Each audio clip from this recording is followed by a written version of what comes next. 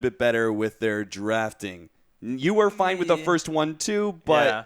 The way that they ended up was really bizarre because I'm pretty sure they picked the Bloodseeker and then Vega picked Beastmaster. And then after that, Navi decided to go with his Sven last pick when there was already a black hole on the other team. Or no, Vega, excuse me, they last picked Enigma. So that one I can kind of understand a little bit, but it just didn't make any sense why you want to go double melee core if you're going to pick another hero to, like, Bloodseeker, just why?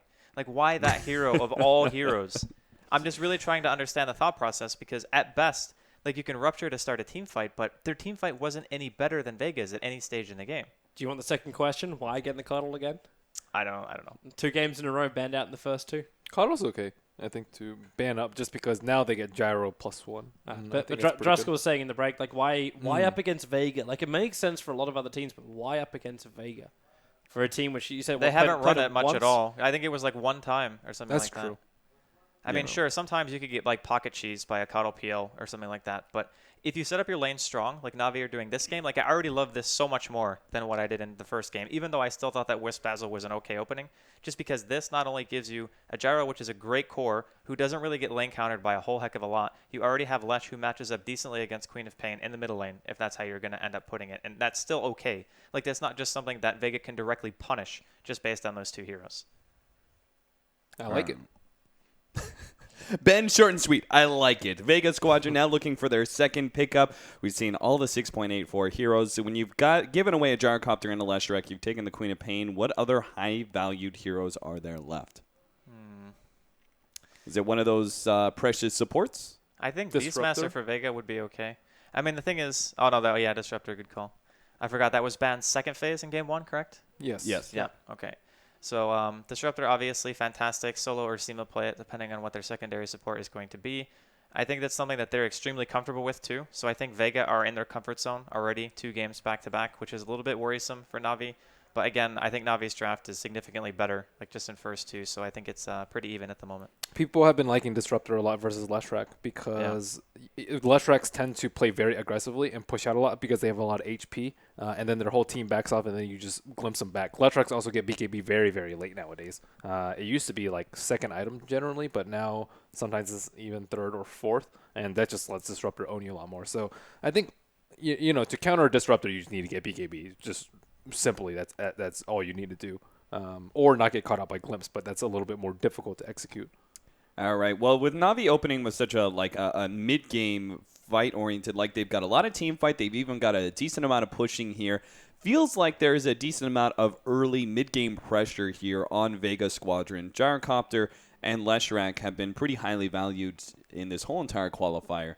What do you guys think Vega Squadron need to pick up here in order to counter the mid-game? Do they focus more on the laning phase? Do they get a little bit more pick-off power than they already have?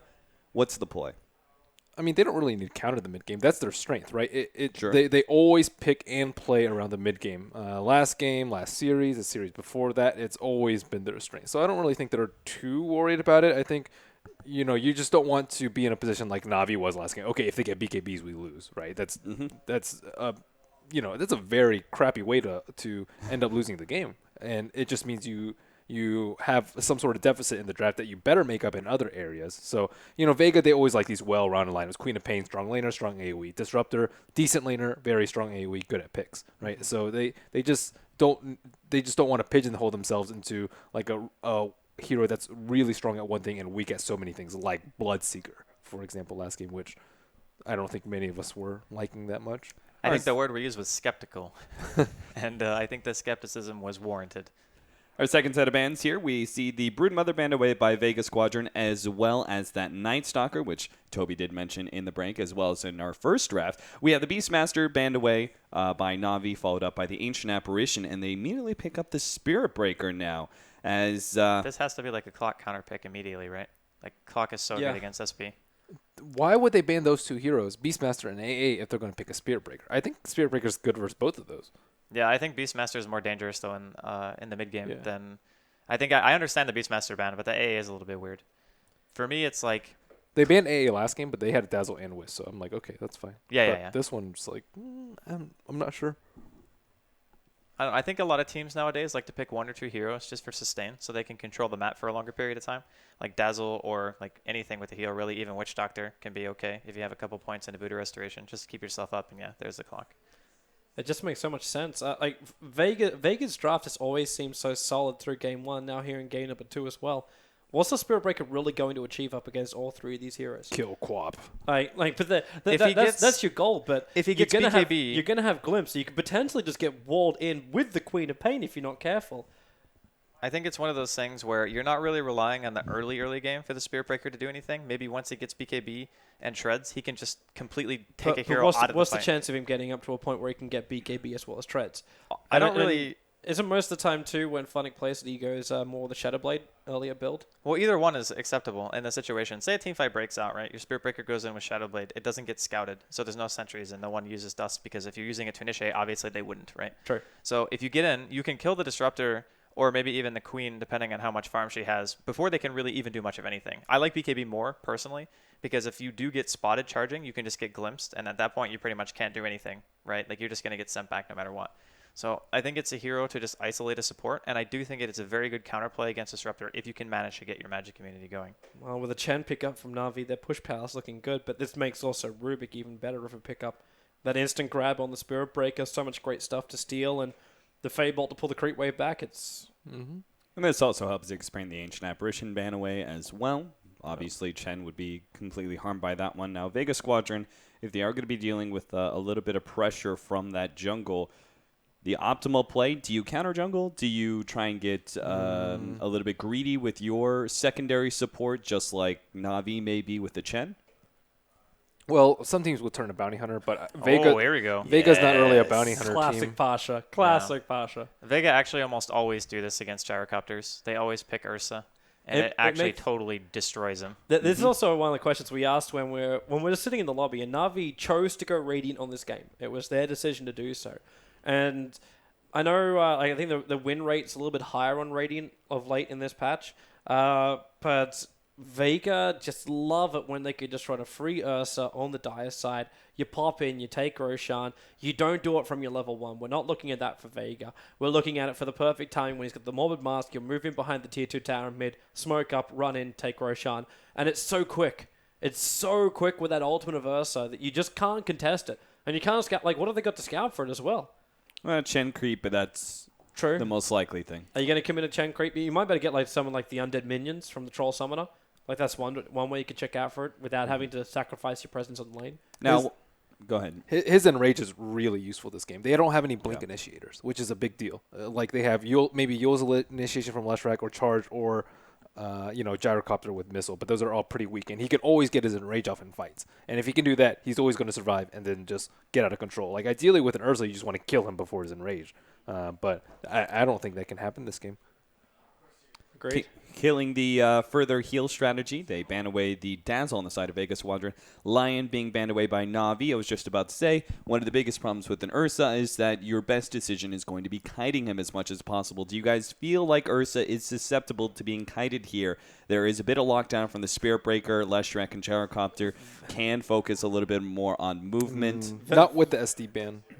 Well, SD and Dazzle are both taken away, so the Dazzle is good against Ursa because the Dazzle never has to stand anywhere near the team fight, and you can just drop a Grave on somebody when the Ursa goes in. Same thing as a Shadow Demon, pretty much. You just deter him from killing somebody in that 4-second enrage period or 3.75, whatever. Can you even kite away from an Ursa when you got a Disruptor on your own team? Like he's always going to bring the food to the Ursa. Like it's. I mean, what's likely to end up happening during team fights in the later game is the Spirit Breaker will have to go on Ursa every single time. Like, you just charge and ult him, even if he's BKB, to prevent him from just killing somebody straight up. Because other than that, they actually have no way of disabling him through BKB. Yeah, ideally you want disables that don't actually do damage, but all their disables are like double as damage. Like Disruptor's Glimpse is a good example, or like Disruption. Like those are all pretty good spells to kite an Ursa, but like if you want to use Nether Strike on him, there goes all your damage. If you want to use Echo and Fissure, there goes all your damage on Earthshaker. In which case, you've got nothing really left for the Queen of Pain and potentially a last pickup. Vega Squadron still looking at that last support. We do have a Chen and Earthshaker for Na'Vi that feels... Rubik, maybe? Yeah, Rubik just feels right. Like it's going to stop the push. There's so much great stuff to steal. Perfect counter up against SB in the early stages because it's instant. And if you do have to play around like with positioning, you've already got the clockwork, and then you add telekinesis on top of that and the disruptor. It's I don't see a better hero. There's a The lot fit. of really good stuff to steal this game. I like as well. Sand King too. I think Sand King's pretty Yeah. good counter Sanking's addiction. nice, yeah. Other And options. that'll at least give you a jungle option too, which Vega don't have at the moment. I guess that's semi one. But that should go for a Oh, bounty okay. hunter. It's the classic counter to the Chen. So with that last pickup, we have our full drafts for each side. Gentlemen, what do you think about game number 2? Leading anyway, Draskell, starting with you. I like Vegas draft a lot. It's because I said Navi were going to win, right? And I don't want to like jump the train. I still think Navi are going to win, but I do think Vegas draft is better. Okay, Toby. I'm feeling secure. Toby, so happy. I think Vegas draft is a little bit better. It's just they have no real good way to deal with Ursa. Clockwork kind of counters the Earthshaker. Bounty Hunter kind of counters the Chen. So they have good counters all around. What was your call from before? Like they have to outplay them. Yes. If they're going to win. That's what it feels like right now for Na'Vi. If Na'Vi don't outplay Vega in the lanes, then Vega are going to get so much momentum on this map, on this game. It's just going to be like Roshan after Roshan, Aegis after Aegis, win after win, and then eventually they'll come up and take the high ground. And you'll end up seeing like this 45-minute victory coming in for You Vega. know what? Now that Navi's actually in the clear for going to Seattle, they stopped trying. It's like, okay, once they're on the brink of elimination. No. Okay, Navi, they only perform well under pressure. They're not actually pressured because they can still make it through. That's very, very true. Sure. But there's also It's the pressure Navi of- curse. It's okay. Navi have been cursed by many other things. Laziness is definitely No. up there. I'm not saying they're lazy. I'm just saying they're cursed, right? They're only struggling when they're underdogs, and they have a very difficult path to advance. Now that there's an easy path to advance, they're going with the path with the most resistance. It's definitely not that they're not trying. I Come don't know how on. I feel Okay, about that. We're gonna get lynched when we go to Ukraine. All right. Well, we'll see whether or not the lack of pressure Lynch 'em. makes it so that Navi fall apart. Our panel seems to believe that Vega Squadron 2 had the advantage once again in the draft, but we'll see what happens. Game 2 going to be all Toby and Merlini. Yeah, man. Let's get enthusiastic. They want to go to TI the hard way. It's the hardest way. 2-0 down. We come back. We hit a 5-game victory. It's gonna be amazing. That's actually not true. They could have gone through open qualifiers if they really wanted to make it hard. Enough of that. Hey, that would have been the ultimate like conversation around the water cooler at the Dota 2 cafe. It was just like, well, okay, what's going on? Navi went to open qualifiers. They didn't actually qualify. They didn't get directly invited. It would have caused a massive ruckus. All right. Let's look at our game. So Vega, they're gonna run this 2-1-1 lineage as well as the floater solo, becoming more like the unflushable against Na'Vi. And Arstar knows it. He knows he's gonna be stalked. But look how much Arstar's bringing to the jungle. 1 shared tango and 2 tangos of his own. He doesn't have any sentries. Usually you'll see teams double up on sentry or dust. Maybe there's one on Spirit Breaker. I don't think so. But Did they sacrifice for Yeah, they sacrificed for Seneko. So Seneko can have his full set of tangos as well as his boots. And, okay, well, that's Oh. actually really bad for Solo. He just had all of his mana burnt by the Sata, which Artstar picked up. wow, that's really cool. That's really fortuitous. Cool. How cultured, Ben. Oh, that Ursa cosmetic makes him look like a I don't even know what you call that. Dinosaur hunter wearing his spoils, tribal. He's getting tribal in here. All right, so Mag is having a great time. I want to watch him closer than anybody else, even though like Solo's going to be an absolute nuisance to art style. It's the clockwork transition for me, which is going to make or break this for Vega. The Queen of Pain battle in the mid's kind of 50-50. Like, there's going to be burst damage trading back and forward. But it's the ability for Mag to get caught out by Seneco's fissure, and that will allow Horvorse just to get the full rocket barrage off and potential kill. Dendy, good lightning damage, but yeah, this is that trade-off where they both will kill each other or bring each other within an inch of He has a death. salve. The Queen of Pain doesn't.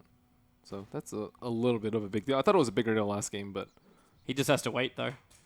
I mean, he only has 450 gold, not 630 like last time. So that's a little bit different. It's also waiting for the salve because the Shadow Strike was on him. Fidge are going to keep Mag out. And Solo's now going to battle up against Arstar. Wait, no. Arstar's got the extra damage from the Harpy. Seneko is here, but Solo claims the first blood. He looked for the rune as well. Mag will come in and steal that one. Chen still had the Harpy up, so revenge in death is applied. And careful, man. Actually, really careful when you have to stack up like that. But first blood goes to your floating bounty hunter, and maybe even a follow-up. Danny being glimpsed back here. No one's got no more burst damage, but Seema right in the back of him with the haste drone. Danny running for the trees where it is not safe. He will merely be manure for the Na'Vi Forest. Man, that's big. That was a nice clutch rocket by Clockwork. That's what actually gave him the first blood. And you'll usually see a lot of Clockworks go the 1-1-0 build, especially when supports are kind of contesting you, so you have a kill threat. But Mag, again, very good player. He analyzes the situation correctly and just has some unpredictable damage onto the Chen, because Chen would have killed him with the Harpy. Harpy had his cooldown running on his lightning, and if they didn't have that, he would have died. They would have gotten first blood, probably as well as the rune. So instead, Vega get the first blood and the rune. Vega, they won't give this momentum up. Seneca's moving up from Mag again, but Solo's right behind him into the battery assault. The Cog's pushing back a force. He can go for the flag cannon now into the Rocket Barrage, which does have Mag isolated for the moment, but how much damage is there? There's that Rocket Barrage finally kicking in. Seneca, Mag around the corner. He gets a double stun, but is there still enough? There is enough. It's a 1-1 trade-off. Bounty and Jari that wants to claim the kills. And Solo, well, he sacrificed his offlaner for it. But and it was also Clockwork who died first, so they got all the experience goes the way of the bounty. And again, the Vega supports are making plays. The Disruptor coming in with the haste, the Bounty Hunter getting a kill, scouting out the Chen, of course, and just making sure that the lane for Quap will be secured. We saw how much Dendy dominated some typical mid laners, and this time it's going to be a little bit different. No one's having a real rough run. He has to go down for the 4-minute rune. He can't even stick around for the creep wave. He's actually going to miss like 2 or 3 CS by doing it. No, Gyro's going down there. Yeah, he could actually die if he goes there. That was the rune he wanted too. It was a nice little double damage rune. And it looks like Earthshaker won't be able to pick up that one on top. Bounty's having fun in the jungle again. He's stalking. Seneko, glimpse away, and then denied. So unable to be picked up, but Seema actually trapped in here, and there is the stun available, and Seema, he just TP's out. Seneko can stop this, though, and he will do so. So Seema, he'll walk away. The charge is coming in from the Spirit Breaker, coming in from the west, and Seema has to run to the Tier 2 tower. He does at least have the boots. Munch's on the Tango, looking for any kind of life. There's no TP support for him, and Funny's quite happy to accept this, even though the Earthshaker will steal it. It is going to be a kill going the way of Na'Vi. Nice block from Seneko. I thought that Dendy was close behind to follow that up, but nope. Nice little send back. Solo feels so comfortable here in the mid. With that sentry ward down, he knows he's not being watched at all. Now Quap's level 6. They really have to watch out for this slash, but they've been really good about having sentries in mid. They still have one there. Charge in. And Pasha wants to go for that Earth Shock, but he can't do it anymore. The stun missing from Seneko. He's got the bonus damage, but they have to walk around the fissure. And who's got the movement speed here? I think it's actually Seneko in a way, but Funnick into the tree lines. No one. One scream will do the work, and there it is. He'll take the kill up against the Spirit Breaker. And Seneko glimpsed away from Pasha, but Artstyle rotated all the way in to come in, and the faith was tested, and he was not found worthy. The Ursa is brought down underneath his own Tier 2 tower. As Seneko wants more. He knows no one came up here with little to no mana, so Artstyle, he's going to charge his way in and find Seema in the tree line, but actually it's the greatest position in the world for no one. He'll finally reveal himself, but now not the greatest position. He came in a little bit too early, and Seneko finds him out and kills him off. While Artstyle very, very deep here in the tree line. There's not much to play around with, like Seema. He's got himself a wall available in 1 second time, and this might buy him a little bit of space. Yes, it will, but the Troll's still there to give the vision to Artstyle. So one attack, he'll end up dropping down. Vega still haven't brought in any more support, while Na'Vi have brought almost their entire team to this top lane. Does Ursa not have a TP score? They really needed like Ursa or Clockwork, someone to TP in. He just left their supports out to die. And I mean, the Queen of Pain too. You cannot afford to let her get dove like that. Well, Ursa died underneath this Tier 2 tower, but he definitely spawned up before that. Imagine if he TP'd, Queen of Pain gives him his bottle, and she's able to bottle up and then continue to keep fighting. That would have been a completely different fight for them. But I mean, maybe Ursa just doesn't want to TP in and just kind of feed the feed train. So, I mean, you can understand his reasoning there, but it looked like pretty dire for Na'Vi. Vega might have just made the call. It's just like, yo, boys, let's just slow everything down. Like, we're feeding a couple of kills here and there. Remember, they're the ones that are meant to have the advantage with these kind of plays. Like, Avorst, Solo's right behind him. The cooldown's going to come, so there'll be some nice little chip damage into Mag. but that's going to be all she wrote. That's Divorce going down. He's the highest net worth over on Na'Vi, and that's where Vega can get back into this game. It's the rotations, it's the pickoffs, it's the clockwork and the bounty working together, because you don't even need the rocket to tell the enemy hero that you know where he is. The bounty can do that for you, and then Ursa can get the space to get that mob mask, jump into Roshan, and take it from there. Why? Goodbye, Dandy. It was really nice knowing you. No one. He should still be fine. The Fissure is going to block him up. At the same time, Snake's going to have a long run, and it's 5 seconds to blink for no one. Jara is too far away. The Queen of Pain will escape. And on top of that, they're getting a lot of map control. They pretty much control the Radiant jungle. They just straight up deleted Dendi right under his own tower. So that's really good for Ursa. Ursa likes this kind of pressure. He thrives in this sort of condition where he can just do Roshan whenever he wants. And there's that morbid mask of his. And now it's like 8 minutes. He could smoke any time from like 8 to 12 minutes and take Roshan out in 20 seconds, and you're none the wiser. So you really need to be able to take control of this map. And Navi's playing very aggressively with constant charges here and there. Bounty's in trouble. Bounty's in a lot of trouble. He walked underneath the sentry ward as his SP was charging in.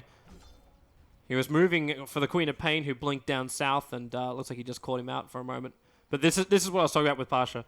You get more mask, you get smoke. It's only 8 to 10 minutes is the perfect window for him, and he's going to take Roshan in the next like 10, 15 seconds. It will not take him long. And they already had a drop in reserve and a sentry in mid, so it's pretty unlikely that they've been able to make their way. They're pretty close though, and this is that Chen creep. This is exactly what they're talking about. Come in, have a look, and see what's going on. You do commit a full creep to it, but now Na'Vi will probably even pull players off the top lane. Is this really worth it? Because is it the Clockwork? I think is up on top lane now, farming up. It's actually the Bounty Hunter, so they're getting him level 6. This is one of the big problems with fighting against an Ursa. Like, he can always do Roshan, but you cannot. Yeah. And, like, he can just sit there, and you need, like, 2 or 3 people there to contest him. And then he can just do Ancient, since it's right there. He can just go farm another lane and just wait for another opportunity. Push back on Seema. It's enough to help get the kill, but Dendi might get isolated. The Cogstra Mag, there's no mana for it. Nothing is available for him. He had the Battery Assault, but not enough for the control factor.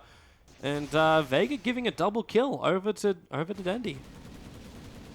Yeah, easy. Nice plays by Funning. I mean, Funning has just been charging people constantly and getting kills, and Vega, they're always outnumbered. And, you know, Bounty Hunter is really good at getting information, but the thing is, you don't actually need the information. You know what Na'Vi are going to do. They're going to charge, they're going to kill, they're going to try and protect Roshan, or sorry, contest Roshan. It does make the Bounty Hunter pick up that question mark. Like we were looking at something more like Rubik, someone who has control, waiting for Na'Vi to run at you, but can combo with the other heroes, where Bounty Hunter is more of the, I have to do something on the map, I have to be active, which means running into potential peril. Yeah, and he's just not as good. Like, they had people there to try and counter gank for the Disruptor, but it just couldn't stop the charge, couldn't stop another strike, and he got all his spells up before Glimpse. Here comes that charge again. They're looking for the bounty. And he's moving into a position where they could potentially kill him off. The Gyrocopter is in the neighborhood, so he could go a little bit further east, but they end up canceling the charge, and Solo will walk into Radiant territory. And he's got perfect vision with his own Observer Ward. But where's that sentry? It's a little bit further up towards the mid-tier 1 tower. So he does not want to come in range of this. And I think he's actually poking around, trying to see if there is vision. And now in comes just Sonic Wave, and that's a track kill. That's actually quite big. That's really good money for them, and it's Bounty Hunter who ends the streak of Chen. Wait, Chen had a streak? How many kills did he pick? I know he picked off the Ursa behind the tier 2 tower. Okay, yeah, it was actually not too shabby. Yep. And track kill, Bounty Hunter is at the coveted level 6. And they had to deal with that Centaur creep in some way just so they could do Roche ASAP. Well, it's like someone's getting charged on top. Earthshaker's there to follow up. And there'll be the Ursa himself. Saneko looking to start with a fissure. He is going to be able to connect. And Funnick, where's this TP support? Well, there's no tier 1 tower, and he's just raged up. That is one angry bear. Careful about the life points. They can be taken away, but then the bash connects in on Pasha. He wants to Urshock and get himself some space, but instead just does as much damage to Saneko before death. The track is up on Seneko, and there's a lot of rotation on the way in here. Seneko doesn't he should have Fissure available now. Throws out the Echo Sam, controlling up Mag, but disrupt the wall and ulti. Funnick is trapped inside of it. Seneko going to be dragged back to the northern part of it, and with a scream from no one, they can mop him up. It's a double kill coming in for Mag, of all people, after he was the one looking to be dead to rights. And that's with a track kill, but there's more fun to be had. That was a track of Dendy coming in, but the fun is not over yet. Dendy, another track kill. They can just finish him off. He's ticking down the Shadow Strike, and they're going to get the bonus money. There's a lot of heroes up there for Vega, all it's getting the bonus cash. What a timely regeneration rune. Very nicely played by the Queen of Pain, just taking his life to the limit there. Almost 1,400 gold for the Bounty Hunter for that kill. And they're going to get more. Because this art style, you Shadow Striked up, and I think there's also an Orb of Venom on that Bounty Hunter, so you're not running away from him. Yeah, you got Earn Touch, you got everything. This Solo's movements have been absolutely superb. He deserves to be the #1 net worth on his team. Pasha, he doesn't really deserve this, but he's a bear, and this is just like hatred against bears right now by Navi. They're hunting him all across the map. It's really bad for Vega that Ursa keeps dying. Because if Electra keeps dying, that's fine. Gyro can carry his weight. But if Ursa keeps dying, I don't think Queen of Pain can carry the weight. Just is it really that bad, though, if you can just get like Aegis Immortal in for Ursa? Like, that's... Yeah, that's pretty good. And they need track kills there for him, but he's never there for the track kills. So his influx of gold is at a minimum. True. Hookshot looks like it's he really needs that first Roshan to work for him. Yeah, he does. Like, that's really the way he gets back into this game. But now the Bounty Hunter's being a lot more he effective. has a mech? What? So, well, I suppose when you get that much money, he's a team player. He's #3 on net worth. That's absurd. He needs more help, though. And it's the smoke coming in right now from Seema as well as Mag. Of Vorst, well, they're glimpsing straight back into the ultimate. He might get his cooldown off, but that mech of Solo repairing all of the damage. Like, he went Arcane Boots, so he's got the mana to support the usage of the mech. That's just incredible that he has this much farm. I'm wondering now if he can also go into something more like a Yule Scepter so he can control the SB, but actually have the mana regeneration. Like, the pool's there, but he doesn't have the great mana regen. Oh, they're charging in for this. Oh, they're pushing him back. Funnick, get the hell out of there. Glimpsed away, Mag. There's those cogs splitting up the fight again and isolating Seneko. The battery assault stopping him from getting that fissure off. He's going to go down. Mag will be just as unlucky, though, with that pulse over from Denny doing serious work up against the Ursa, too. He did not want to be there. And Solo, he needs an escape mechanism. But what is really here? Nothing, because the Edict's doing its work. And Solo, 21 HP he dropped down to. He is running away. Denny was out, and he will survive 14-13. They keep the bounty alive. Barely. Yeah, that Ursa cannot fight. He cannot fight. Not without Aegis. He's 3.1k net. He's got less net worth than the Chen. This is a problem. This is a real problem. Unless they just turn bounty into a core now. And Ursa is just merely a mean, like, he's a catalyst. He's the way they kill Roshan, but he's not the way they win the game. I don't know. I found Bounty Hunter might be able to do stuff, though, just because, I mean, having a mech, or he might be going for Guardian since he already has the Arcane and mech. Like, having him this farm early in the game can almost compensate for that, because if they can survive the AoE burst from Leshrac, from Earthshaker, and of course keep Earthshaker from getting Blink Dagger, that's going to be a really big deal. Yep. He's been dying to the clockwork in a fair amount of these engagements, but... yeah, it's very heavily on this Roshan. I mean, I would like to see Ursa go more early game items too. I don't know what he's saving up for. Most likely Blink Dagger. But like if he has treads and like bracers and even a Vlad's, then maybe he can survive one more fight so that they can win that crucial fight that they need for Roshan. Instead, he's at this 1,200 gold, most of it unreliable because he hasn't got any kills, and he just keeps losing gold over and over with each one of these fights. He needs something. Because again, Na'Vi are going to force the issue before anything get comfortable. And with taking out the tier 1 tower in the mid and the bottom, as well as the top, that's actually all the tier 1 towers down for Vega, their ability to control Roshan's becoming a lot more difficult. If that tier 2 tower drops on bottom, then Vega lose a heavy amount of control of the map where they really want it. Like, they want to make sure that Roshan, they can always bring in support. This stupid bear right now is making life impossible for Vega because they can't even smoke into the pit. So Pasha is forced to move into the jungle to become that farm. He can't go out in the top because he's going to get initiated on by the Spirit Breaker because none of his team want to come that close.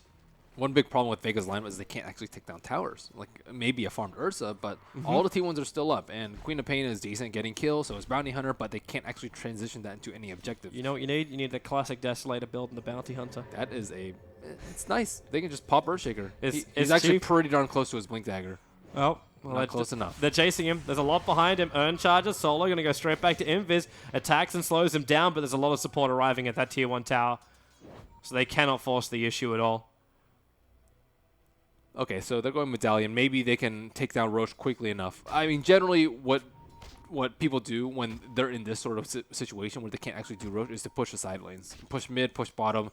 And if they don't respond, you take the towers and then do Roche. If they do respond, then you always threaten coming in Roche from and keep behind. them around. Havors wants to have a run over at SEMA, but at the same time, you've got to keep your eyes peeled. And that Bounty Hunter, the ping came out from Earthshaker saying, I'm fairly certain Chen just got tracked from the back lines. Bounty Hunter can't play as cheekily as he normally would, though, because if he like tracks and then tries to shuriken and then windwalk, he's going to get charged and he's going to die because Spirit Breaker has dust. Is this really the best thing for the SB to go in for a Midas 18 minutes into the game? It might help you. Like, obviously, you're still going to finish your BKB after this. There's no doubt about that. But what else are you looking for? I think they have better late game because Spirit Breaker is going to scale, Letrex is going to scale very well, Gyro is going to scale very well, whereas Vega, they have Ursa who's Roshan-less. So pretty much all they have to worry about is the Queen of Pain. The Chen's a bit of an issue, though. Like, when you go into the late game, if you don't have map control, like, he becomes a bit more of a, like, he's a hand of God, and that's practically it. But they don't, Chen's also a big deal. And Vega, I mean, Bounty Hunter's okay, Clockwork's like okay, Disruptor's okay if he can farm an Eggs, but unless they get a massive amount of track kills, I wouldn't be that worried if I were Na'Vi. There's that Blink Dagger. But they need to get rid of the bear that's in the pit. The bear's still in Roshan, so if their idea of this Blink Dagger was, oh, I could have just jumped inside the pit and they'll never ever know. Like, with that bear there, it's impossible. Solo, the fish is going to hit. He's getting attacked by the creep wave, so he knows there's a sentry ward there. Funnick going to trigger out the Dust Mag, still waiting for the hook shot in, but they also commit the Blink to Echo Slam from the Earthshaker, freshly purchased. So that's the first reveal, and they do end a big spree. And that all that money, or majority of it, goes to the Leshrac. Yeah, that's actually not as much as I thought. Now they have a good way to just straight kill Ursa, too. Like, just blink Echo, stun lock him, no enrage. He's dead easily, unless they have, like, a sick hookshot from Mag. And Navi's lineup, on the other hand, can take towers very easily. With the Chen, with the Leshrac, they're just melting all of these, and Roshan control shall soon be theirs. It will be. And Vega's got no openings. Saneko now jumping up to the top lane, Blink, and he's going to follow up with the extra stun. There is a charge on the way, so they'll keep the vision on Pasha. And Pasha, he can't fight. He's being kited out right now because of the call down of a Vost, and he'll drop. The lightning was also arriving at the same time, but this Ursa is just dead time and time again. It's mounted on 5 different walls at the moment, and now Funnick, although glimpsing back into the ultimate of SEMA, ensures the kill quite heavily with the commitment of the Sonic Wave, but it's an Aghanim Scepter, so he's fine with it. Cooldown's nice and low. So they're still finding trade-offs. At least Ursa purchases Blink, so he's not in that infinite loop of losing gold and being not very useful. He's capable of doing something. The problem is just when he keeps getting initiated on. If that continues to happen, then, like, oh wow, okay. That's a good pullback, Dandy. Tracked up, because they obviously going to keep that vision because of the track. But Mag gets no intention of going in there. There's no hookshot available, and Solo doesn't really have much more to give. He doesn't have damage. He's all about that sustain for the team. Navi's doing a very good job of pushing out their lanes, pushing towers, and controlling Roshan. I think they're handling this Ursa pressure extremely well. And most teams, like, you give them first Roche, and then you're like, crap, we can't fight him. You wait 5 minutes, and then they've already secured so much map control because you've had to wait for so long. So the best way to deal with an Ursa is to prevent the first Roshan. Well, they've done it perfectly. Pasha wants to try and keep farming, but there's more support coming over. Saneko, who managed to find himself an Invis rune.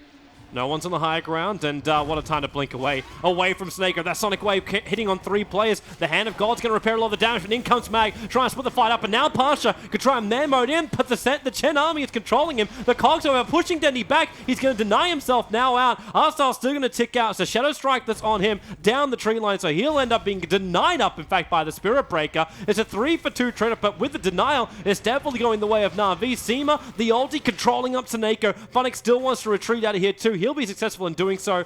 Havors, is there a glimpse? Is there something? There was a Shuri toss, but it wasn't thrown at the end of the day. So 19-17 at the end of the fight, and there was the buyback from the Bounty Hunter too late. So a 3-for-3 plus buyback. And that's a completed BKB on Gyrocopter. And to counter that, you need a farmed Ursa. Or else he's just going to get stunned while you try and man up on the BKB Gyro. And that item is just not out there right now for him. But Queen of Pain closing in on a BKB of her own. They did nail that bear inside the pit. Let's see if Art Style is vigilant enough to send in more. And he's already bringing another Watchman. There's just no window for Ursa to do this without the towers down. You basically have to kill off Chen, take out his entire army, and then go for Roshan. Or just win one team fight. Yeah. Or take down the towers from T1. There are other options. So you know that Na'Vi can't contest. Yeah.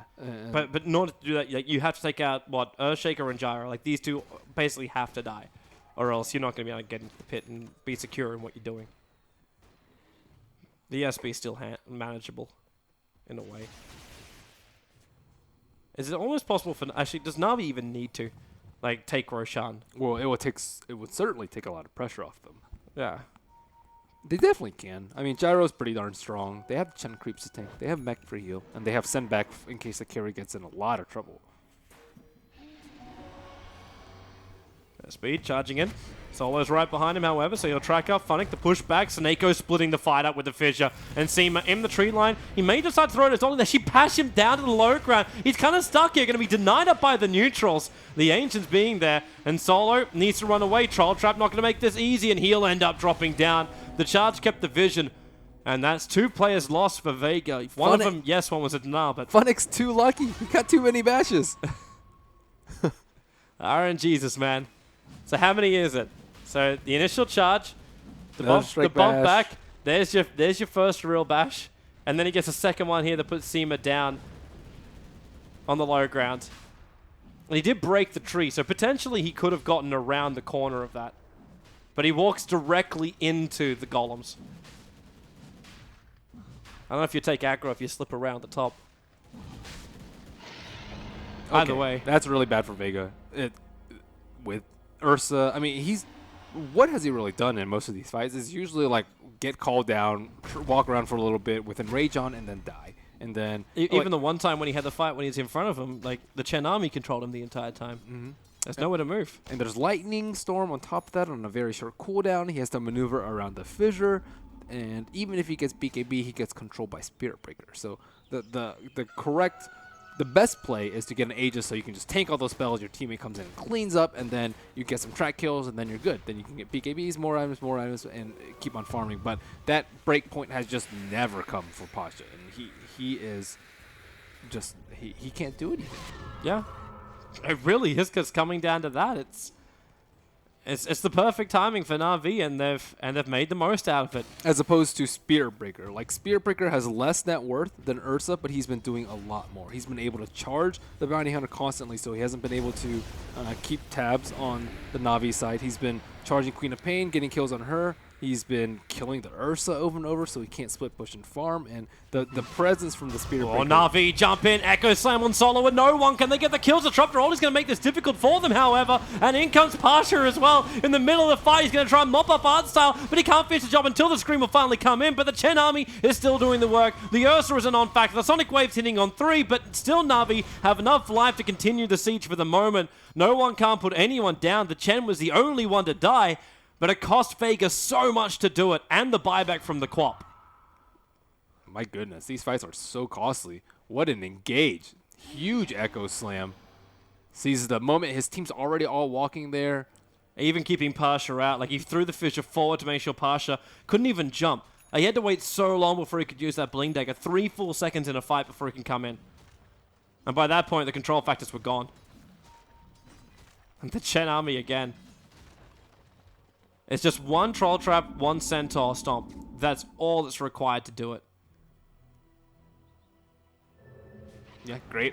I mean, they're getting so much out of each and every one of these 5-man plays too. And Vega, Bounty Hunter, he does have a lot of benefits. He was able to get a lot of kills early in the game, get the mech, but in these sort of situations, like, mech can only do so much to save your team. There is just incredible amounts of damage with the Echo, the call down, Leshrek's AoE potential, and they're giving Vega like a little bit of what they like to play, just tons of AoE fight, and Vega actually shifted away from that a lot. They may get to shift back again into it. The series is gonna draw around a little bit longer. Well, that's why the draft was really interesting, because Vega got what they wanted last time. This time, they counter the Queen of Pain pick with 2 even more heavy AoE damage heroes with the Last Rack and the Gyrocopter. I think Vega still would have been very comfortable. This is the bounty hunter for me, which like it did a lot of work early on, but now as the team fights begin, you're just realizing how much work it's not going to do. Like if he, I don't even gonna say if he shut down the Chen more, because I think R-Star was still pretty much controlled. R-Star's only major play at the early stages of this game was put a tomato smasher inside the pit. Here we go with the yellow smoke is going to pop. Seneko, big jump, and a 5-man Fisher. The charge is coming in from Funnick. The cooldown's also on its way. The wall's keeping away, but a Vorce has a BKB. And Pasha, how much damage can you do this time? The Sonic Wave is there. He runs over to Funnick, but the Troll Trap again. GG, well played. The game is over. The game is done and dusted. 27 minutes in, and Vega, they got wrecked. They did. To put it really simply, they got wrecked. Their draft was very well constructed. I think all of us favored Vega's draft a little bit more. But the Bounty Hunter he got so much farm. He got so many kills, and they still couldn't just elevate this Ursa to any level of relevance. Yep. They couldn't make space for him, really. Like, the first time they go on for Roshan, it's almost like the rest of the team had to come in and then protect him. Mm-hmm. And it didn't happen. It was like, okay, you just walk in there, one Centaur walks in, and Roshan's down by maybe 20% of his HP, and he's like, oh, I give up. I'll go back over to my jungle again. And then Na'Vi focused him. They realized, okay, it's Roshan point. Let's just keep killing him off so he's not strong enough to jump in there and do it by himself. Yeah. He was just like a little baby bear. You're supposed to babysit him for like the first 5 or 6 minutes of the game, and then after that leave him alone so he can grow and thrive. But he never got there. He was still in diapers the whole entire game. Okay, so really the moral of this story is poor parenting does not make a very good bear. He's still pooping in his pants. That's yep. Well, Vega, they got time to mop themselves up, wipe off the sweat. The sweat only. But you have to give a lot of credit to Na'Vi. They played exceptionally well. They knew that all they needed to do was stop Ursa from roshing. And Ursa was like, I want to rosh. And then Navi's like, no, we're just going to control the area, kill you if we ever get close. And if you want a team fight, we're more than happy to. It's that focus. It's the focus we were looking for from Na'Vi. Yes, they had a lapse in game number 1. Game number 2, they had the right game plan. The Spirit Breaker pick I thought was really good because they were able to pick off the Queen of Pain and Ursa and the Bounty Hunter multiple times. Yeah. All right, well, great game. We're going to be coming back here. Game number 3 will be starting shortly as we've managed to level things up. It's one apiece between Na'Vi and Vega. Who will be the team that gets to take the number 1 position at TI and enter the main event, and who will have to go through the wild card? Stay tuned. We'll find out.